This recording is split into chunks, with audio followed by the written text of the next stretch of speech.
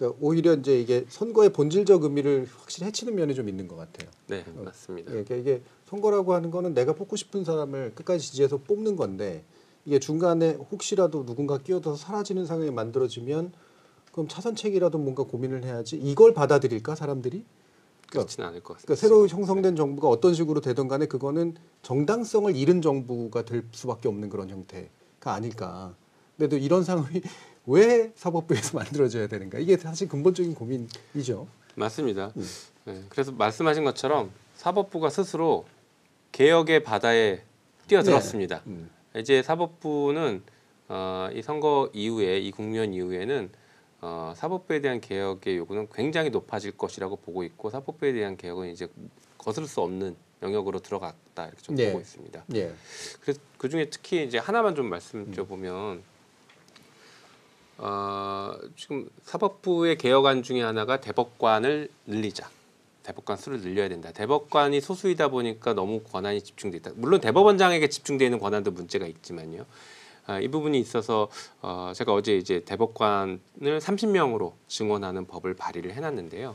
이건 그동안에 이제 시민사회 쪽에서 오랫동안 논의됐던 이야기입니다. 증원하는 것. 그리고 그 수는 30명에서 50명까지 다양한 범위가 있는데 30명으로 좀 일단 발의를 했습니다. 이렇게 발의를 했더니 이제 우리 저희 지지층에서 왜 하필 30명이냐 이렇게 말씀 주시는 분들이 되게 많아요. 그래서 그걸 좀 한두 가지를 이유를 좀 말씀드려야 될 것 같습니다. 첫 번째가 이 제도의 변화는 법원이 특히 대법원이 가장 싫어하는 제도 개선입니다. 그러다 보니까 약간의 연착륙은 필요하다라는 게 첫 번째고요. 두 번째가 더 실질적인 이유인데요. 지금 현재 14명인데 30명으로 해도 16명이 늘어납니다. 그럼 인사청문회를 정권 초기에 16명을 해야 돼요. 그래서 이 인사청문회를 해서 새로 임명하는 이 절차와 과정 자체가 상당히 좀 시간이 걸릴 수 있고 많으면 많을수록 더 힘들어질 수 있다라는 점이 하나 있죠. 그리고 16명만 증원이 되더라도 현재의 이 14명과는 전혀 다른 전원 합의체가 만들어집니다. 뭐 정치적 성향을 떠나서 다양한 구성으로 전혀 다른 이 16명 자체가 14명보다 많으니까 그래서 전혀 다른 전원 합의체가 구성될 수 있기 때문에 30명이면 일단은 충분하다 이렇게 좀 먼저 말씀드릴 수 있겠습니다. 그리고 실제 사법개혁의 본질은요.